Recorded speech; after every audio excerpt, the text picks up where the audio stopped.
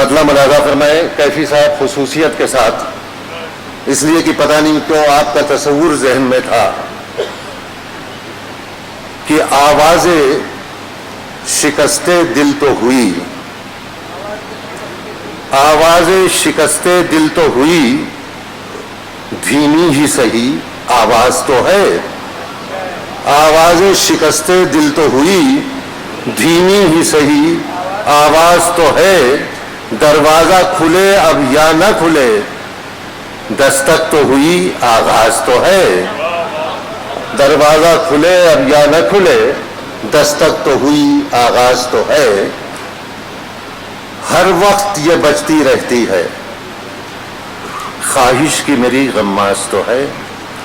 ہر وقت یہ بجتی رہتی ہے،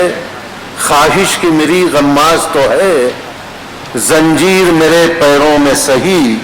زندہ میں میری ہمراز تو ہے، کہ زنجیر میرے پیروں میں سہی،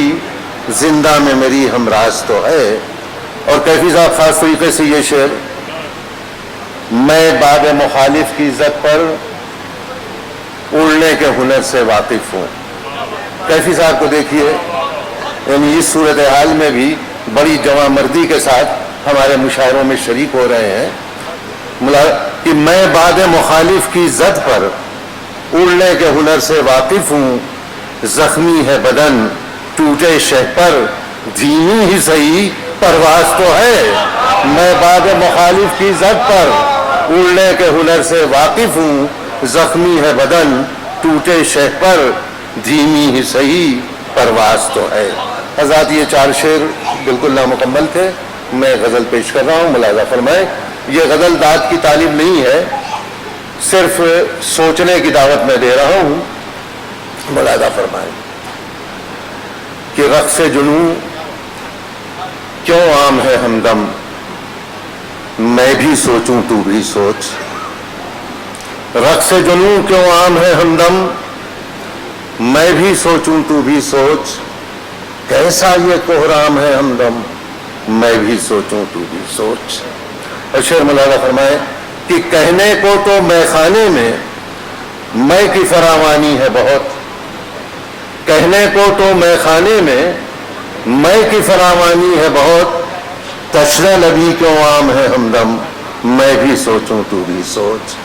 تشنہ لبی کیوں عام ہے ہمدم، میں بھی سوچوں تو بھی سوچ، ہندو مسلم سکھ عیسائی آپس میں جب بھائی ہیں، ہندو مسلم سکھ عیسائی آپس میں جب بھائی ہیں، پھر کیوں قتل عام ہے ہمدم، میں بھی سوچوں تو بھی سوچ۔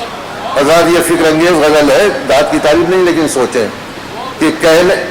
کہ ہندو مسلم سکھ عیسائی آپس میں جب بھائی ہیں، پھر کیوں قتل عام ہے ہمدم،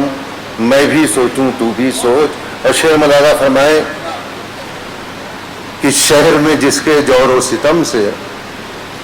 کوئی بھی محفوظ نہیں، شہر میں جس کے جور و ستم سے کوئی بھی محفوظ نہیں، اس کا بھلا سا نام ہے ہمدم، میں بھی سوچوں تو بھی سوچ۔